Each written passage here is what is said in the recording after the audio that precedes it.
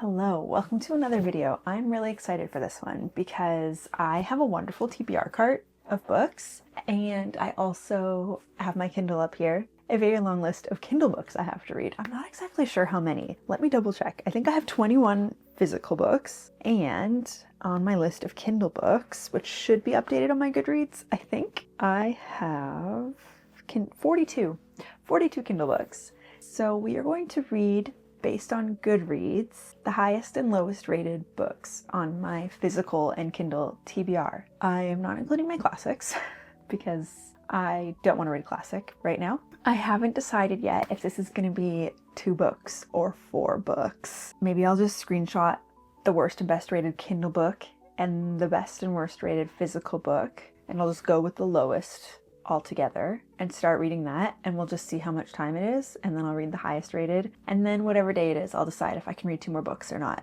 I'm going to organize this by average rating. Okay, so this is actually a great sign because I think the worst rated Kindle book, 3.23 stars, is a short story, so I could end up doing more, but I will screenshot that. 3.23 is our worst rated Kindle book, and our best rated Kindle book is 4.3.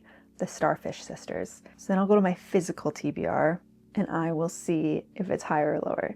Okay, the best rated. Oh, the best rated is Golden Sun. That's exciting. That's exciting. 4.48. So we're for sure reading that in this video. And the worst is The Fine Print, which is the first book in the Dreamland Billionaire series. So that's 3.82. That means that we are for sure reading The Sublet and Golden Sun. And then we will see if we are also reading When We Were Friends and Saving Six. Does this make sense at all? I think we can read 4 books because The Sublet, I believe, is a short story. 60 pages. When We Were Friends might also be a short story, 44 pages. So my 2 lowest rated books are on my Kindle, both of them, and both are short stories. So we can for sure read 4 books. And then I will also be reading Saving Six and Golden Sun.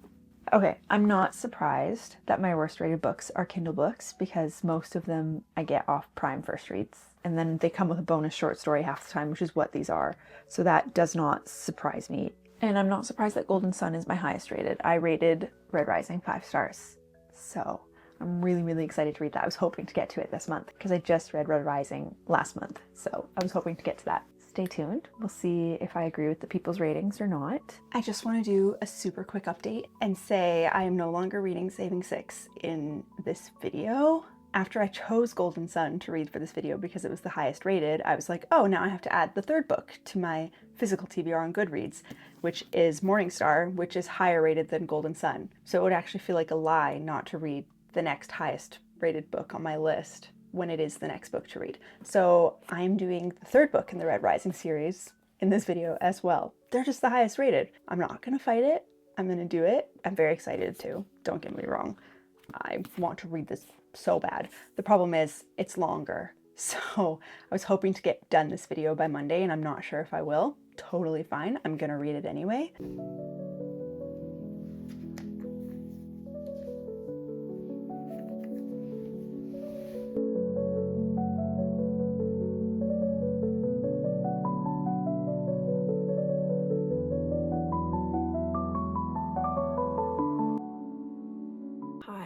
Just checking in to say that I finished The Sublet. I am glad that it's a short story because I pretty much just read the whole thing while chicken was on the barbecue. Like, it had to marinate and then cook and then sit for 10 minutes. And in that time, I read this book. I'm glad it's a short story because I didn't waste too much time on it. It didn't really make me feel much of anything. And after reading a couple of short stories this year specifically, I know that I can love them. I've only loved the rom-com ones though, so maybe that's saying something that they were romances, and this is supposed to be thriller, I think, or suspense of some kind, and it was just a little bit lackluster. You know, it's not a great book when you are guessing what the end will be and then it's worse. You know, the payoff just wasn't worth it, even though I only read for 40 minutes. So that's kind of unfortunate. Yeah, you're following a woman who is a ghostwriter for someone's autobiography is the vibe I get. Like she's writing a self-help book for this person. That's what it is. It's not an autobiography. It's a self-help book. Then she's like, hey, I know that you guys are struggling where you're living and you're not getting much work done. Do you want to live in this apartment that my friend is subletting? They move into there and then she becomes more demanding about her time. It just wasn't very good. And like at the end, it's like supposed to be a big bombshell dropped and it just wasn't. So I can't say much more because it's a short story. So everything kind of matters, but that is my thoughts about that. So that was the worst rated book on my physical/Kindle TBR. And now I understand why. And I agree with that. I'm not going to do the next short story yet. I'm going to read Golden Sun next. That's what it's called, right? The second book in the Red Rising series. And I'm very excited for that. So I do have to leave the house in about half an hour. So I'm not sure yet if I'll start today or not. I was gonna say if I don't start now, I can read it when I get back, but that's a lie. Zach and I will probably watch an episode of Taskmaster or something. We're on Taskmaster Australia right now. If you've never watched any of them, they're very good. They're just on YouTube. I will put this in my reading journal right now and then maybe read, maybe not. I'm not sure yet, but for sure read tomorrow. Stay tuned because I'm very excited for that one. So to go from the worst rated to highest rated is going to be fun, especially because it's the second in a series that I'm loving. So I know that I'm not going in with too high of expectations and they are just where they're supposed to be. And I'm super excited and I hope it's another 5-star for me. So let's move on from this. Did I say when I'm rating it? 2 stars. I'm giving this 2 stars.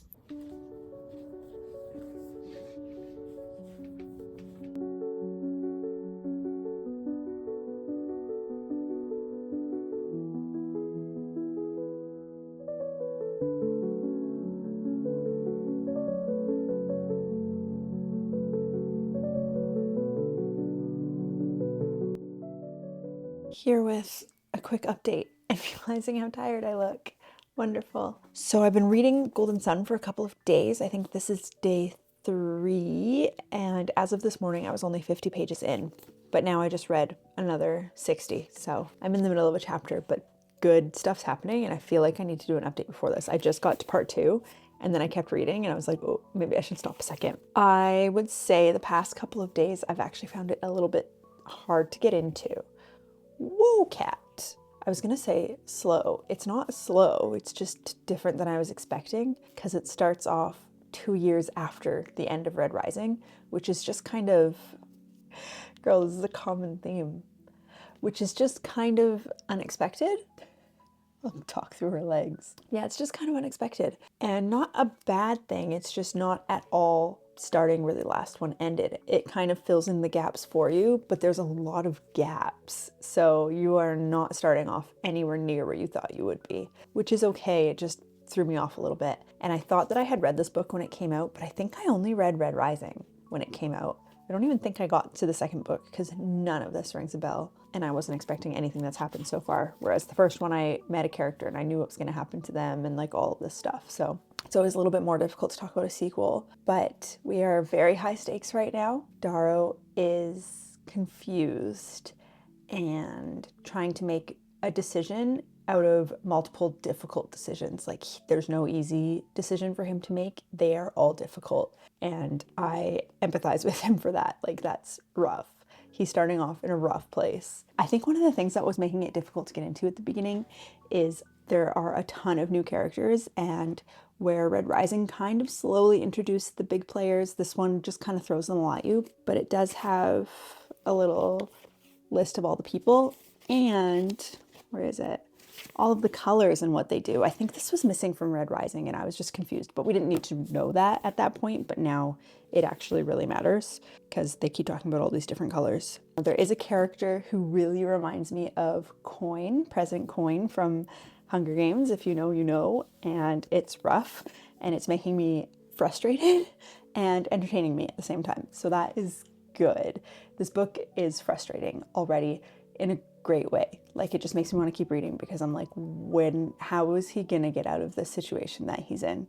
I was worried that it would be a little bit too political, and I think there might be some parts where I'm still a bit confused because it's just the beginning, right? 100 pages in a 500-page book. You're just kind of getting into the meat and potatoes of it, so I have a long way to go, and I'm so curious what's gonna happen. Good morning. Happy Saturday.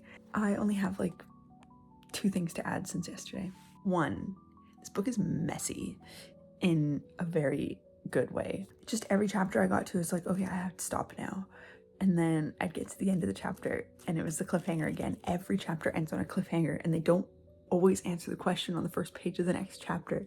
So you have to just keep reading. Like there was one where it was like, oh, the bag started moving, so I knew there was someone in it, and I opened it and I went, oh, I can't believe you took them. And then you don't find out until like the end of the next chapter or the beginning of the one after that who it was. So I just have to keep reading. So I actually stopped because I only have one tab left with my book. So I was like, if I see any more quotes, I'm not going to be able to tab them if there's 2 in a chapter. My eyes also were closing. It was after 10 p.m. and I am an early bed person. So I'm not quite halfway. I think it's over 400 pages. So I'm not quite at 200. But I am just going to keep reading today. There were 2 things, right? The second thing, we still don't know who Aries is, and that is kind of annoying. So in Red Rising, Darrow is recruited by the son of Aries. That's the group name, and Aries is the name of their leader. I don't actually think that's their real name, obviously. He still doesn't know who they are, this leader, and people are like trying to guess who it is and trying to figure out who it is, and he still doesn't know, and he's not allowed to meet them. So holding out on us for that information, still halfway through book 2. I really, really hope it's worth it, because I'm guessing it's such a big part of this book that I'm guessing it'll be at the end of this one that we find out, and that will be the cliffhanger of this book. That's just my assumption. And if it's not a good plot twist, I'm gonna be disappointed. Like, it better be a gold at this point. Who hates all the other golds? I don't know. I'm like making all of these guesses in my head of who it could be, and I have no idea. And I really hope it's not someone we haven't met, because I hate when they do that, when it's like built up to this big thing and then it's a random name you haven't heard of. So I hope that's not what happens, but I'm going to try to finish this today. We do have stuff to do, but we will see how I go. I do have to make some deviled eggs for a potluck today and tomorrow. I'm just going to double batch it. I'm contemplating doing the audiobook while I do that because it's so good that I don't want to stop, but we will see it, even if the narrator is good or if that is something I want to do. Anyway, we'll see what I choose, but for now, I'm going to lay in bed for a little while longer and read until I decide to work out.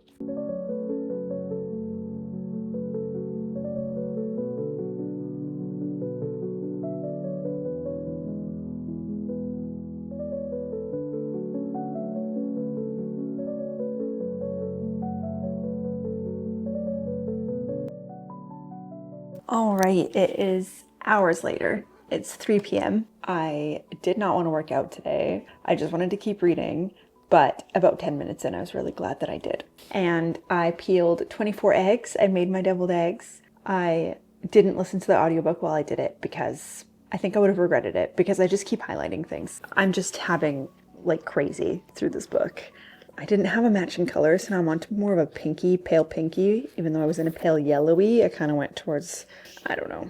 I hate using 2 colors, but I didn't have any more of that one. So it is 3 o'clock. We have to be at our friend's place around 6, probably leave at 1:45, and I have to make dinner in there somewhere. So I have maybe 2 hours of reading for sure. I am on page 270, chapter 30. I'm like here. I'm going to finish this when we get back if I don't finish it beforehand. I know that. It is still very messy in an amazing way. There are like plans within plans within plans. Every time you think, oh my goodness, they're going to be defeated.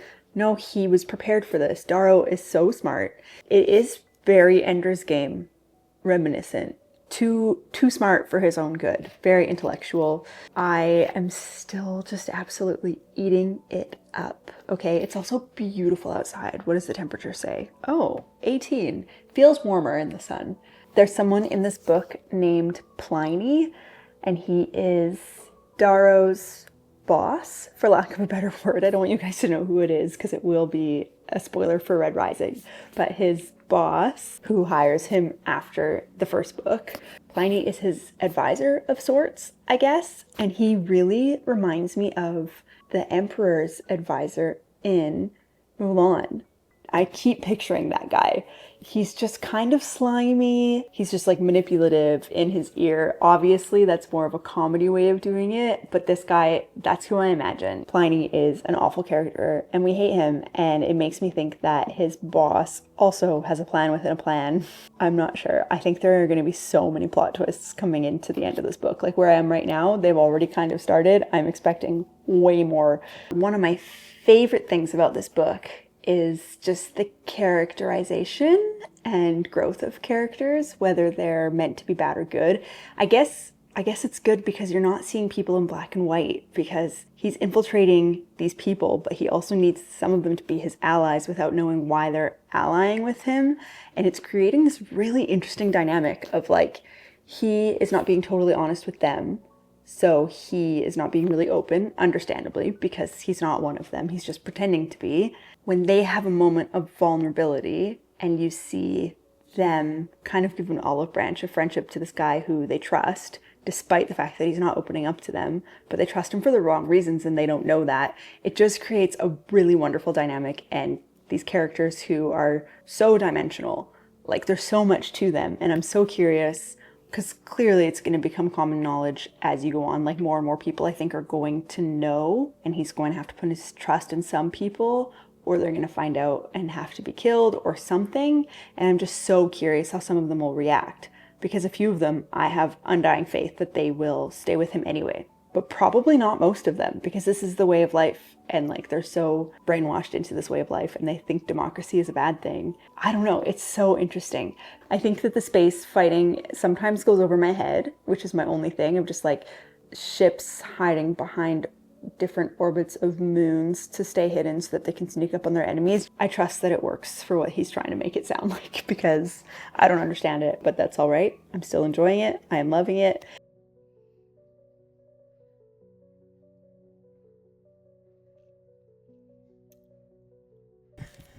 My room is so not clean.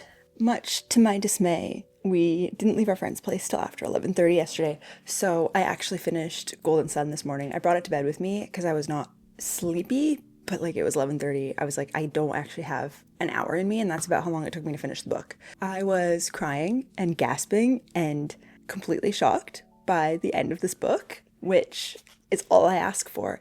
You know when you have the anticipation because you know something is coming, but you cannot guess for the life of you what it is. I had a little smidgen of a guess, was right about one person, which I don't think it was that hidden, the foreshadowing there. So like the nuggets were throughout the entire book, so that was not surprising. But everything else, what the heck is this? That's a little spider. Where did I put it? I did just walk the dogs, so maybe I passed under a spider tree. It was really little. It's fine. It looked like a fluff. We are unsure about the allegiance of one person, which I think is going to work out in our favor in the end. But you don't know with this book. Something I will say is people just keep dying. Left, right, and center, throughout the middle of the book, at the end of the book, people you are expecting, people you're not expecting. He's not a reliable narrator, so you actually have no idea what other people are thinking. And the people he's choosing to trust, you're like, would I trust this person? I see why he is, but I don't think he should be, or I think he should be trusting the person he's not. I would say that like the underlying theme of friendship in this book is kind of a wonderful thing.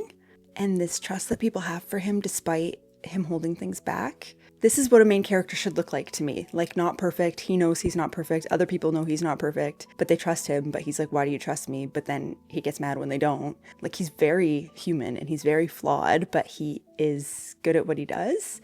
I am so excited to move on to the next one, which is Morningstar, which I have right here, which also I'm happy it's blue because I now have 4 different color of tabs in this, and I have no shortage of blue tabs for annotating, so I will have more than enough to get through this book. I haven't read the synopsis. I don't want to know because the ending of this one was so unexpected that I'm like, Morningstar is just going to completely blow me away. Oh, did I say my rating? I'm giving it 4.5.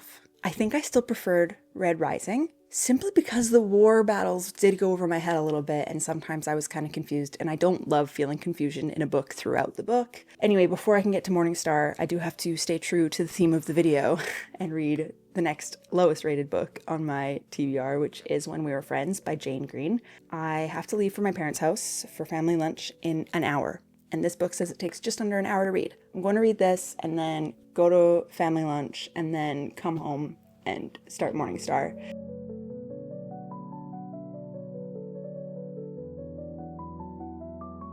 is a couple of days later. I read on Sunday night, like I said I would. I think I got like 70 pages in, if I remember correctly. Yeah, 72 pages. I'm about to start chapter 10 of Morningstar at this point, and I finished When We Were Friends. I didn't read at all yesterday. I had my second ever counseling appointment. I'm in a weird mood now because it kind of came with some revelations that I wasn't expecting. And I kind of feel like I'm having an existential crisis today.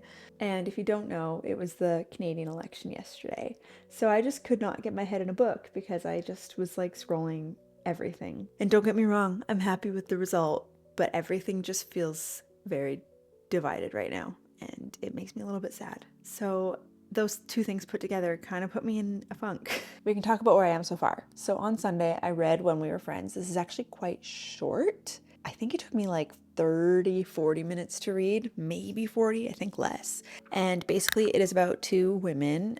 Our main character is named Lucy, and she is a recently divorced single mom of a 12-year-old. And she kind of gets love bombed by a new friendship, and she loves it. She knows what's happening, I think. She goes for it because she's finding it really difficult to make friends in her suburban town until she meets Elle, and they get along great. And the whole time you're reading it, you're like, this is a bit fishy. There was a good plot twist that I didn't see coming. I think my jaw actually physically dropped. So that was really good. It actually is a lot better than I was expecting. The writing is generic, but not bad. And there's only like one little plot hole where I would say there was something her daughter probably would have recognized or realized and talked to her about, because like 12-year-old are not young and they're not stupid, and she seemed to have a normal relationship with her. So there was a bit of a plot hole somewhere there, and I'm just gonna leave it at that. I rated this 3 stars, which is good for a short story in my opinion. Better than I expected. That was good. And then we went to my family's house for lunch, and then I came home and I read 70 pages of Morningstar. Page 47 or something, I was like, I've already cried 3 times, 3 separate times. This book has already made me cry. And unlike Golden Sun and Red Rising, and how that was kind of a time span in between and you had to catch up with the storyline to like figure out where it was starting, this pretty well starts right after Golden Sun ends. So that's really good. It's like getting started right away. My favorite character, I think towards the end of Golden Sun and now the beginning of this book, is Ragnar. If anything happens to him, I will die. I will throw this book out because he is amazing. And I won't spoil it, and I won't tell you if anything does happen to him, but there will be signs. Let's just say that. I don't really know too much yet because I'm not that far into it. I feel like I can't say anybody in this book because I said the last one, so many random people are dying all the time. And like, I don't want to ruin who is and isn't dead. I'm waiting for news on one character about whether they are on his side or not after he told them the truth. But for now, I'm just going to keep going. Best start of all the 3 books. So I'm very invested.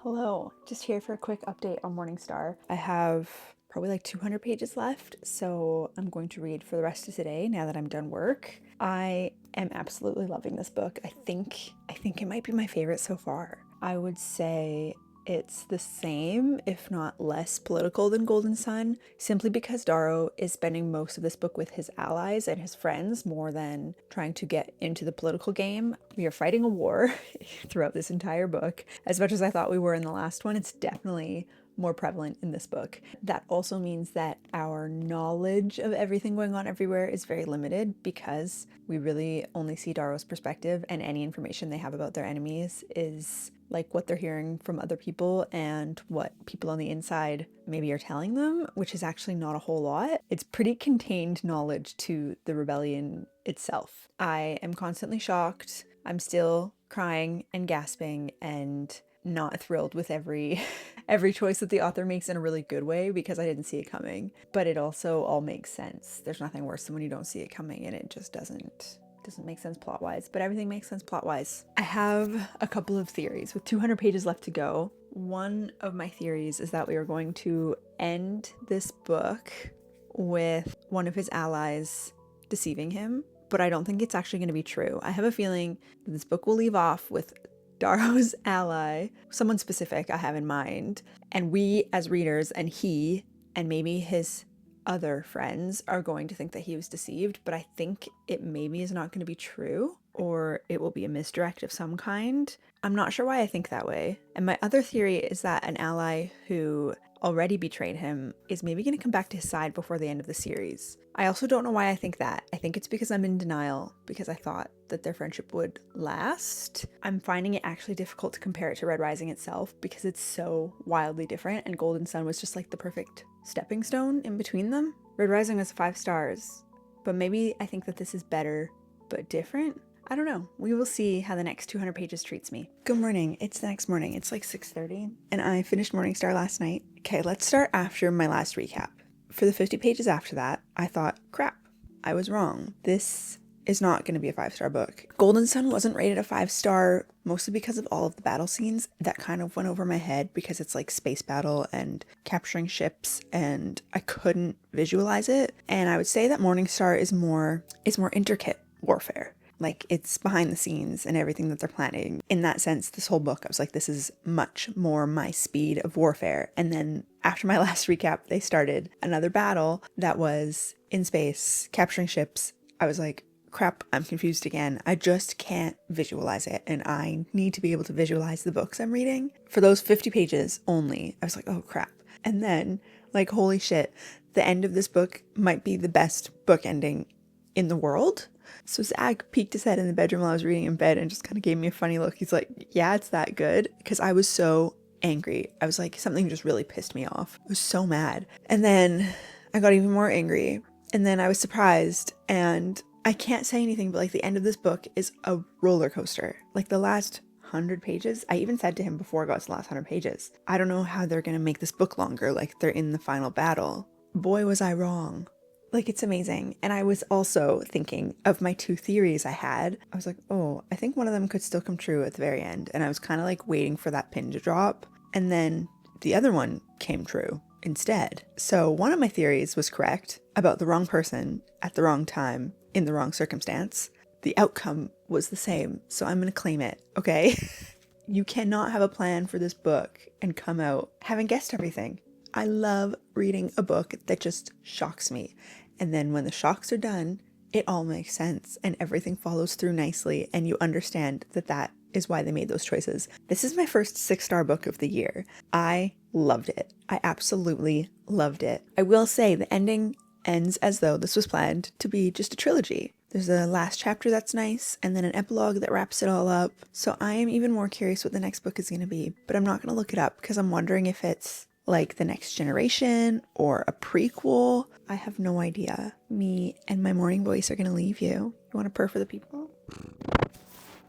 And we are going to get on with our work day and think about this book the entire time. So thanks for watching. I'm glad to get some of my TBR down, specifically my Kindle books. I think I will have to do this again. Maybe like highest and lowest physical and highest and lowest Kindle or something would be more fun, so that I'm not just reading a series that I can barely talk about because it's all sequels.